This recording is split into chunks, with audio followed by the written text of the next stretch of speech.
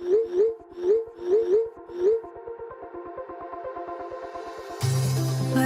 we go,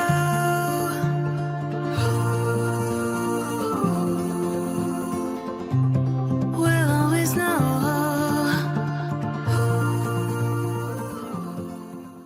hello guys, welcome to the love and light 369 tarot. How are you guys? कैसे हो आप सभी? I hope आप सभी बहुत अच्छे होंगे और अपनी लाइफ में आगे बढ़ रहे होंगे। सो गाइस, मैं हाजिर हूँ आप सभी के सामने एक और न्यू रीडिंग लेके। रीडिंग होगी करंट फीलिंग्स, करंट एनर्जीज़ के लिए।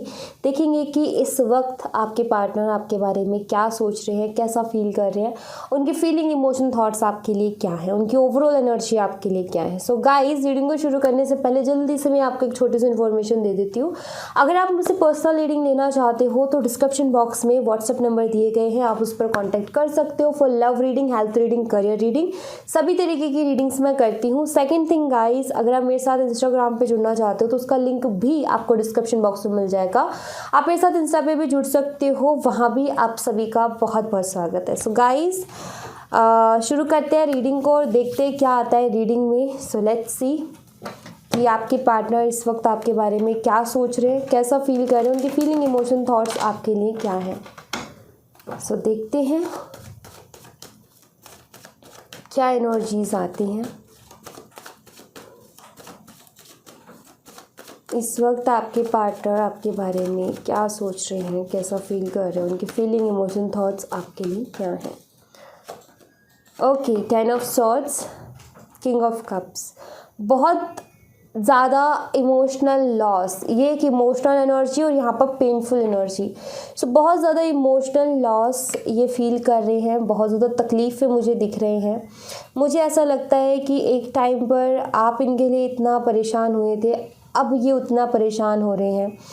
मुझे ऐसा लगता है कि जैसे इन्होंने आपके साथ चीट किया, आपको धोखा दिया, वो जो कहते हैं ना कि पीठ पीछे छुप छुप करके बाकी सब काम करते रहे लेकिन आपके सामने नहीं था, बाद में जब आपको पता चला तो हर्ट हुआ।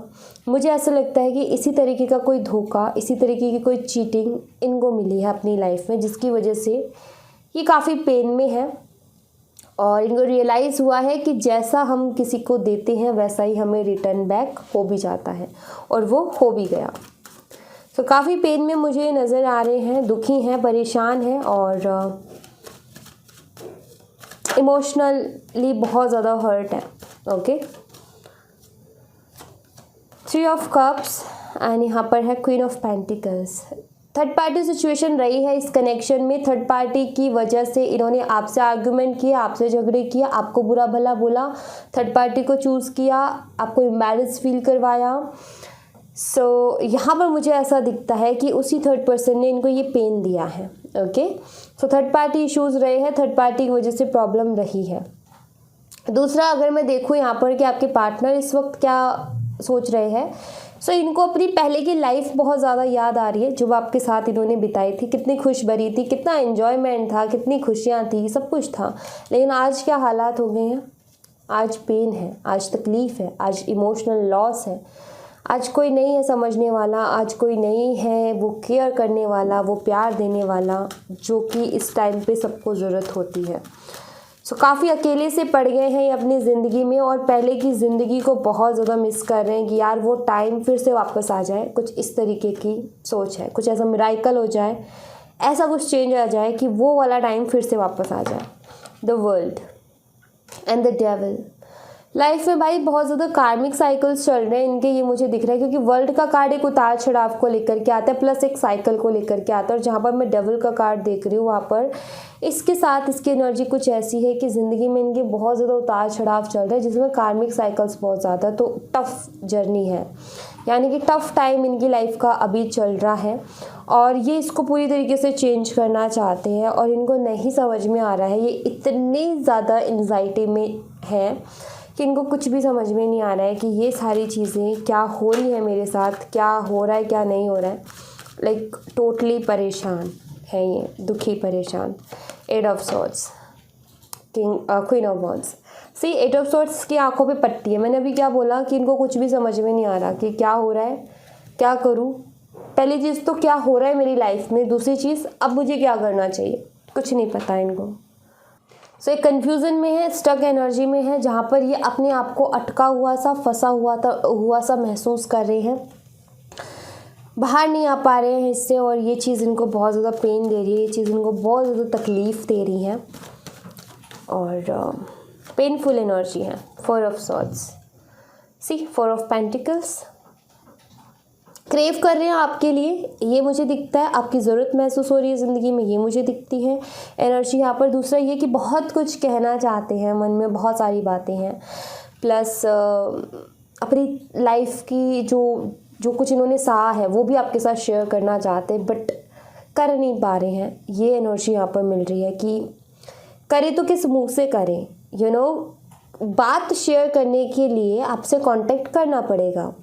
अब आपसे कांटेक्ट कैसे करें जबकि इन्होंने खुद ने तोड़ा, जबकि इन्होंने इतना कुछ कर दिया, उसके बाद अब ये किस मुंह के साथ आपके सामने आए, अब क्या कौन सा चेहरा लेकर के आए। सो काफ़ी एम्बैरेस फील कर रहे हैं ये। ओके, सो एम्बैरेसिंग वाली एनर्जी है यहाँ पर। सो शुरुआत ही इनकी 10 ऑफ सोच से हुई थी, तो मुझे पता था कि आगे भी बहुत ही ज़्यादा पेन ही देखने को मिलेगा, वही देखने को मिल रहा है। दी एम्प्रेस एंड यहाँ पर है 5 ऑफ वॉन्ड्स। से झगड़े आप दोनों के बीच में, जो मन मुटाव है, जो भी परेशानियाँ चल रही हैं, उनको ये सॉल्व करना चाहते हैं एंड ये आपके लिए बहुत ज़्यादा क्रेव कर रहे हैं, क्योंकि इसी के बाद ये कार्ड आया है। आपके लिए क्रेव कर रहे हैं, आपके साथ जो मन मुटाव है उसको भी मिटाना चाहते हैं, सब कुछ ठीक करना चाहते हैं, बिकॉज़ इनको पता चल गया है कि आपसे ज़्यादा अच्छा इंसान और आपसे ज़्यादा इनको समझने वाला इंसान कोई मिल नहीं सकता। इस वक्त हो सकता है कि पास्ट में आपने कमिटमेंट के लिए बहुत बोला और अब ये इंसान सोच रहा है कि ऐसा हो जाता तो अच्छा रहता, क्योंकि एक मैरिज मटेरियल की तरह देख रहे हैं इनको। ये दिख रहा है कि एज अ लाइफ पार्टनर आपसे ज़्यादा बेहतर इंसान कोई मिल नहीं सकता। फॉर एग्ज़ाम्पल मान लीजिए कुछ लोगों की सिचुएशन में ये हो सकता है कि इन्होंने कहीं और शादी कर ली, आपके साथ रिलेशनशिप में थे लेकिन शादी कहीं और कर ली। अब इनको ये पछतावा हो रहा है कि काश मैं उसी से शादी कर लेता तो ज़्यादा अच्छी मेरी ज़िंदगी होती। ठीक है, अगर अभी आप दोनों ही अनमैरिड हो तो यहाँ पर एनर्जी है कि वो आपको एक मैरिज मटेरियल की तरह देख रहे हैं कि लाइक लाइफ पार्टनर अगर आपका जैसा मिल जाए तो फिर ज़िंदगी बन गई। ओके, सो वो वाली एनर्जी है यहाँ पर, क्योंकि आपको ये बहुत ज़्यादा समझदार मान रहे हैं। अभी इनको, इनकी नज़र में आप, ऐसी आपकी एक इमेज बनी है कि आप बहुत समझदार हो और रिश्तों की बहुत कद्र करते हो, रिश्तों को बहुत अच्छे से समझते हो। 2 ऑफ सॉर्ड्स एंड यहाँ पर है द मैजिशियन। कुछ करना तो ये चाहते हैं, जैसे कि मैजिशियन जो है कुछ ना कुछ करता है जिससे कि दुनिया इसकी तरफ अट्रैक्ट होती है, जिससे कि अपनी लाइफ में सक्सेस पाता है।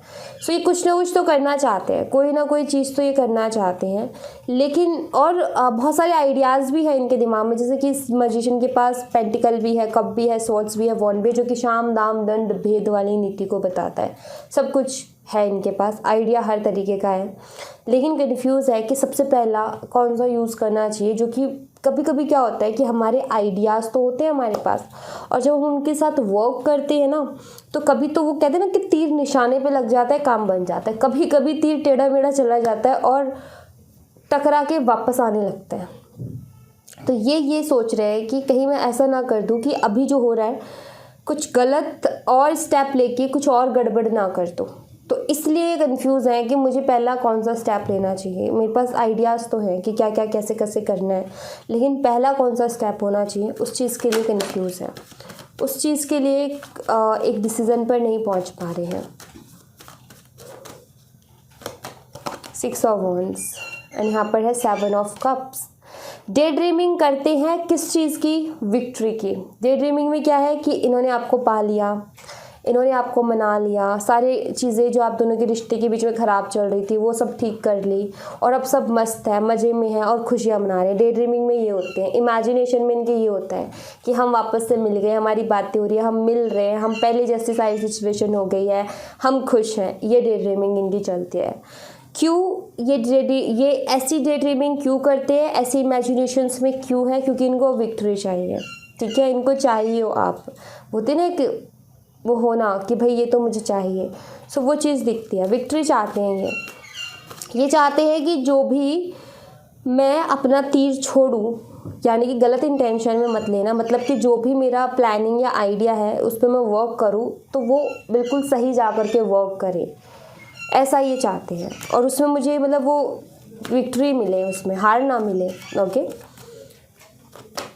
यहाँ पर है 8 ऑफ वॉन्ड्स और यहाँ पर है 2 ऑफ कप्स। ये आपसे बात करना चाहते हैं क्योंकि कम्युनिकेशन का कार्ड है। ये इस रिश्ते में एक चेंज लेकर के आना चाहते हैं, जो अभी सिचुएशन है उसको पूरी तरीके से बदल देना चाहते हैं। आपसे बात करना चाहते हैं क्योंकि इनको आपसे बात करने का मन करता है, इसलिए ओके, आपकी बातें इनको अच्छी लगती है और इनको ऐसा लगता है कि बात करे बिना तो चेंज आएगा भी नहीं, तो बात करना बहुत ज़रूरी है और चीज़ों को क्लियर करना भी बहुत ज़रूरी है, तभी जा कर के जो है बात आगे बढ़ पाएगी। 5 ऑफ सॉर्ड्स एंड यहाँ पर है 6 ऑफ पेंटिकल्स। जो भी थर्ड पर्सन की वजह से प्रॉब्लम्स हुई थी ये उसको भी क्लियर करना चाहते हैं और उस चीज़ के लिए माफ़ी भी मांगना चाहते हैं, ठीक है। जैसे कि इन्होंने थर्ड पर्सन की वजह से आपको बहुत कुछ बोल दिया, थर्ड पर्सन की वजह से आपको बहुत कुछ सुना दिया जो कि आपको बहुत हद तक हर्ट कर गया, तो ये कहीं ना कहीं आप उस चीज़ के लिए सॉरी भी फील करते हैं और इस चीज़ के लिए माफ़ी भी मांगना चाहते हैं। ओके, अगर यहाँ पर देखा जाए ना ओवरऑल एनर्जी, तो ये काफ़ी परेशान और इरिटेट है अपनी लाइफ से, अपनी लाइफ से बहुत ज़्यादा परेशान है, बहुत ज़्यादा इरिटेट है और कुछ भी समझ ही नहीं पा रहे हैं कि क्या करना सही है क्या करना सही नहीं है। तो एक तरीके से फ्रस्ट्रेट, स्टक, इरिटेट, एंजाइटी से भरी हुई, फुल ऑफ एंजाइटी मुझे इनकी लाइफ में दिखती है। एंड दूसरी चीज़ यहाँ पर अगर मैं साइन देखूँ तो मुझे यहाँ पर देखो जो स्ट्रॉन्ग साइन मिले हैं वो है taurus, Virgo, Capricorn, Aquarius, Leo and Scorpio, ठीक है। वृषभ, कन्या, मकर राशि, कुंभ राशि, सिंह राशि, वृश्चिक राशि, ठीक है। ये साइन मुझे यहाँ पर स्ट्रांगली दिखते हैं। अगर नंबर की बात करूँ, नंबर 3, नंबर 21, नंबर 8, ये मुझे स्ट्रांगली दिखते हैं। मंथ की बात करूँ तो मार्च का महीना और अगस्त का महीना, ये 2 मंथ्स मुझे बहुत स्ट्रांग दिख रहे हैं यहाँ पर। और उसी के साथ अगर मैं देखूँ तो नंबर 6 भी मुझे कहीं ना कहीं उसकी भी एनर्जी थोड़ी स्ट्रांग सी मिल रही है। और अगर मंथ की बात करूँ तो जून का मंथ, ओके। सो ये मंथ्स, डेट और साइन है जो कि मैं यहाँ पर देख पा रही हूँ। लेट्स सी आपकी एनर्जीज़ क्या हैं, आप किस एनर्जी में हो वो मैं देख लेती हूँ आपके लिए।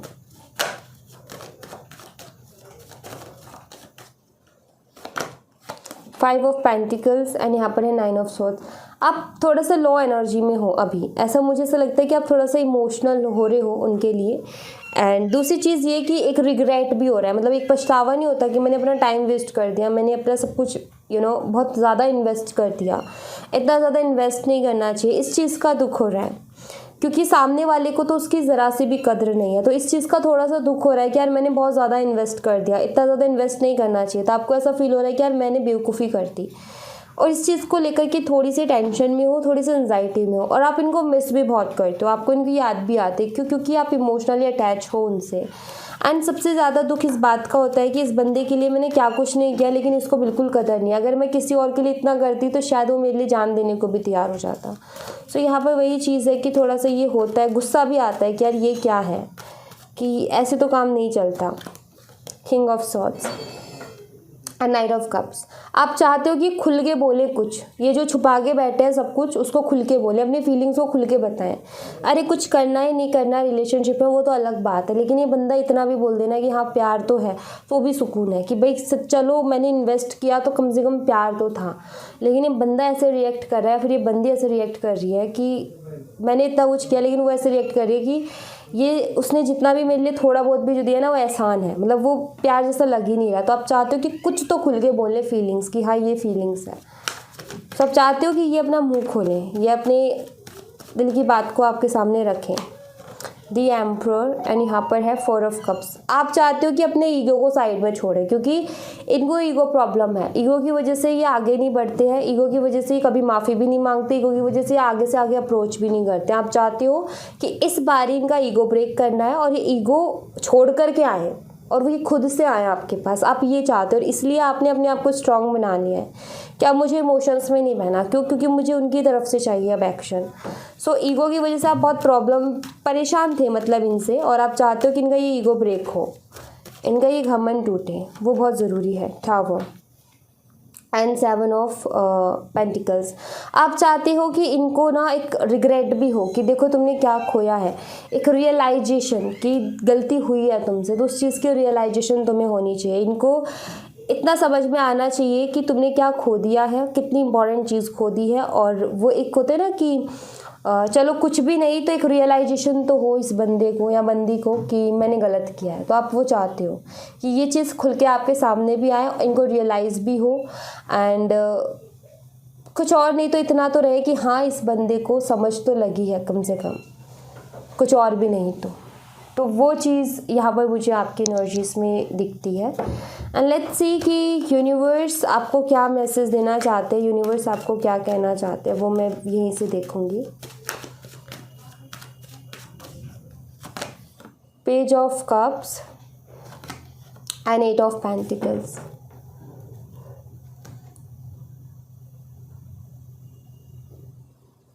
ओके, सो यूनिवर्स आपको यहाँ पर ये मैसेज देना चाहते हैं। सबसे पहली चीज़ तो ये कि अगर आपने हार्ड वर्क किया है किसी भी चीज़ में तो डोंट वरी, आपको उसका रिजल्ट भी मिल जाएगा। ठीक है, आपको उसके बारे में ये नहीं सोचना कि यार ऐसा हो गया वैसा हो गया, नहीं, डोंट वरी। आपने अगर हार्ड वर्क किया है, अगर आपने मेहनत की है तो डेफिनेटली आपको उसका आउटकम भी मिलेगा। और अगर जैसे कि मान लो आपका अपने करियर से रिलेटेड कोई प्रॉब्लम चल रही है कि आप बहुत ज़्यादा मेहनत कर रहे हो लेकिन कुछ भी आउटकम नहीं मिल रहा, तो यहाँ पर कह रहे हैं यूनिवर्स कि बस थोड़ा सा टाइम और, ठीक है, बस थोड़ा सा टाइम और, इतना कर लिया है, इतना आगे आ गए हो तो थोड़ा सा और अपने आप को पुश करो, गिव अप मत करो, डेफिनेटली आउटकम भी बहुत जल्दी मिल जाएगा। ठीक है, ये चीज़ मुझे यहाँ पर दिखती है।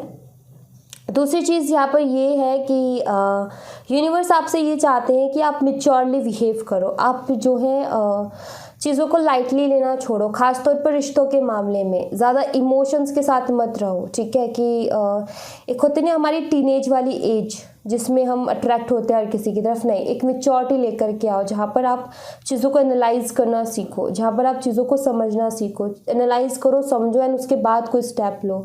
बिना मतलब कि टीनेज में ना हम बिना मतलब की मुसीबत पाल लेते थे।